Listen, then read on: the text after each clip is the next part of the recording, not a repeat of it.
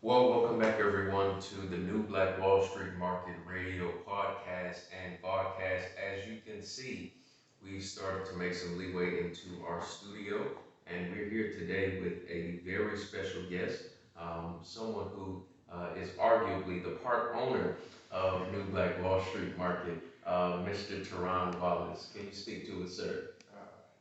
Thank you. I appreciate you for having me, sir. Absolutely. Let me say that when I was first introduced to the New Black Wall Street Market, I hadn't even caught up with Mr. Allen yet. I had heard about it. He told me about it. I came by to check it out. Me and one of my pastoral friends after service, I was preaching at Conyers. I pull up to the market in the lot, expecting just to view the outside. Have to wait till I see Mr. Allen, see the inside. Teron Wallace comes running out, brings us in, lets us get the all exclusive tour of the market. I fall madly in love with the vision and the mission here. And come to find out, this gentleman has, put forth the effort and the resources in an on the ground way to get this market moving. Tell us about your background. Tell us about your experience here in the market, some of your visions and goals. We're gonna get into some other things that you have going on as well outside of the market. But everything you have going on, we're excited to hear from you, Mr. Wallace. Uh, so a lot of my background is actually in sports, which I'll get to later, which I feel helped me navigate in the entrepreneurial arena. But yeah, a lot of my background is in sports, and I'm from a small town called Wildwood, Florida. Very, very, very small. Sometimes it's amazing when I see how I actually made it out. Um, so Okay, so tell us more about how you got involved with the Allen Entrepreneurial Institute International. I think that's where we first made our acquaintance, absolutely. and further how you got involved with the market here. In 2018, um, I just walked in. I was looking for a job at the time, and I kept telling myself, I want to be an entrepreneur. I want to be an entrepreneur. I want to learn about entrepreneurship. And I ended up meeting a gentleman by the name of Ples Joyner. He was the deputy city manager of Stonecrest. I was sitting in the post office, and we ended up talking line, and we went out to lunch, and he briefly mentioned the institute and the startup factory. And 3 months after that, I decided to go to the startup factory, and I ended up meeting Matt. And they were actually leaving now. He told me to come back the next day. So uh, we had a meeting, and at first he asked me to volunteer. And like I said, 3 months, I hadn't had a job. I was just like, I want to figure this out. And he said, do you mind volunteering? And I was very reluctant, but I said yes. And I'm very glad that I said yes because he became my mentor and, taught me about entrepreneurship, threw me in the fire, and I came out walking. So fast forward, once he saw that I could handle what was going on at the startup factory, then he introduced me to the institute, and I started getting a lot of responsibility there. And I remember we had the pastors, I think the Pentecostal, Yeah, I think it was the A&E bishops, if I'm not the mistaken. AME bishops, yeah, and yeah, that's what we made. And I never forget you. We just had a brief conversation. I was like, you left a very nice lasting impression on me. So yeah, but that's how I got started. And I can't, when COVID hit, everything shut down. So I wanted to be a part, and I was just calling, hey, when are we going to get back going? What's going on? And I was even a part of some meetings with the New Wall Street Village, the second phase of this project. And I didn't even know that we were going to be doing the market. So I assumed after the killing of George Floyd, I know Mr. Allen was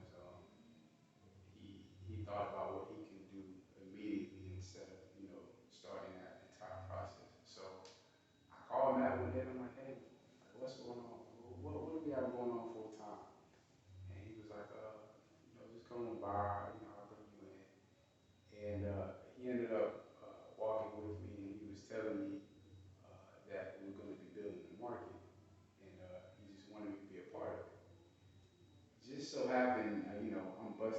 line every day, and then Mr. Allen just one day he decided to take me under his wing, and that's when we first started the project. And like he just changed my whole view of life, and he taught me how to build. I always wonder how he did it. I would look at all his properties and everything, and just wonder like, man, how does he do that? And he actually showed me, and this was a 7 days a week process. I mean, I've worked nearly 100-hour work weeks, and I actually love it. It's been an incredible learning experience for me. So, Wow. So tell us again, what's your official role and title here at the market? um, I know that we were in a staff meeting not too long ago, and the question was asked, and his response was, "I just do whatever Mr. Allen tells me to do." And the response in the room, the consensus was that that's what we all do. But if you have to sink it to a title, what would that in mind could be? well, from there's a master electrician that's working on the project, and he told me, Teron, you're doing the job of a construction superintendent.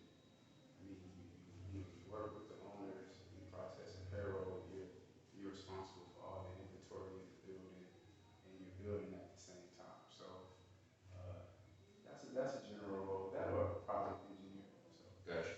yep. Wonderful.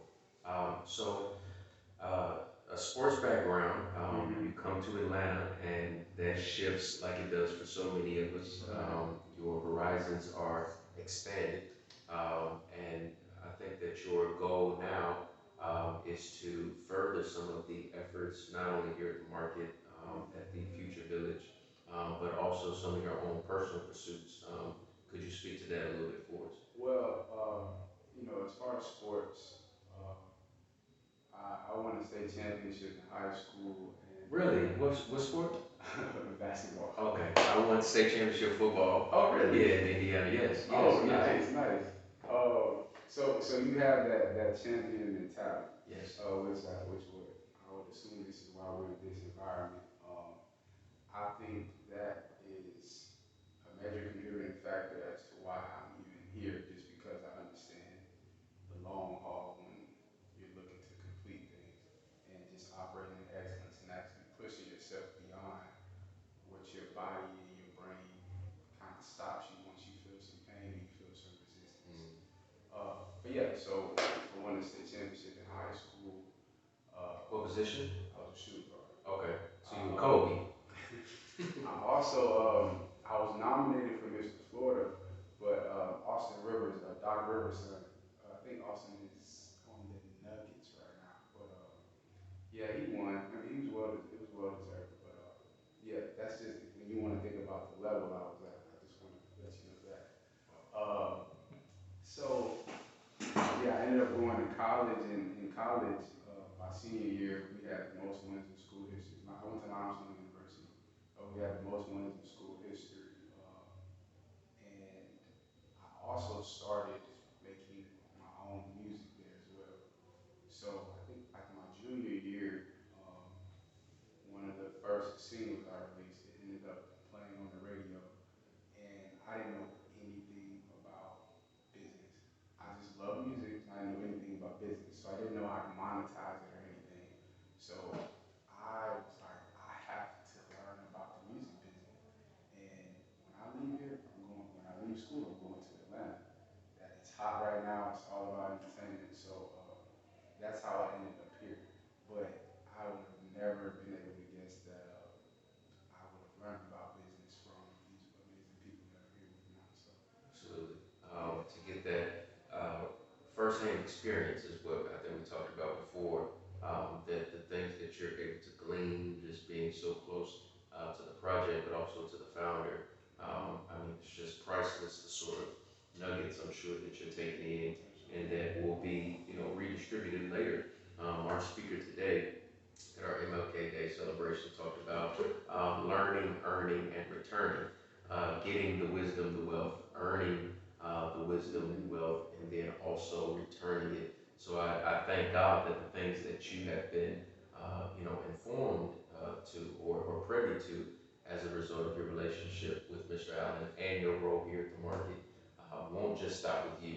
That generations to come will be able to say that they touched the hem of Dr. Allen's garment because they got in touch with you, that they got the information that was, in his mind because they got in touch with you. So I thank God again for the link that you are in this great chain of entrepreneurship that we're trying to establish. If you had to leave us with one parting word or some, motivational idea for some young champion on the rise, for some young musician that's up and coming, for some young entrepreneur, for some future construction supervisor, what would that encouragement be? It's very short, and this will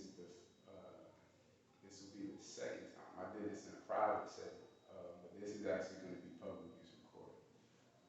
It's a quote that I live by and that I created. And it is never get complacent. It leaves room for your replacement. Wow. Bars. Yes. Bars is what our community says. For our outside guests, bars is a cultural colloquialism that means, snaps in poetry. So we thank God again for you, Brother Teron, for the gift that you are to the market, and also what you mean to the movement in whole. I'll say this as we part. You know, if you're paying attention to the history, the old Black Wall Street, if you will, it was burned, it was bombed. People gave their life to do the things that we're doing. So we're recreating this and literally putting our lives in the same predicament, in the same place. If this world and this nation truly hasn't changed, the same sort of hate and bigotry is still out there. So for you to come in and day out, unlocking our doors, locking us back down, you're putting your life on the line. And sir, you probably won't hear it often, but we truly thank you for the gift and for the time that you have contributed to our group, to our race, to our nation, so on and so forth, to our world. So thank you again for coming on New Black Wall Street Market Radio. We look forward to seeing you here around the market, and let us know when that album drops.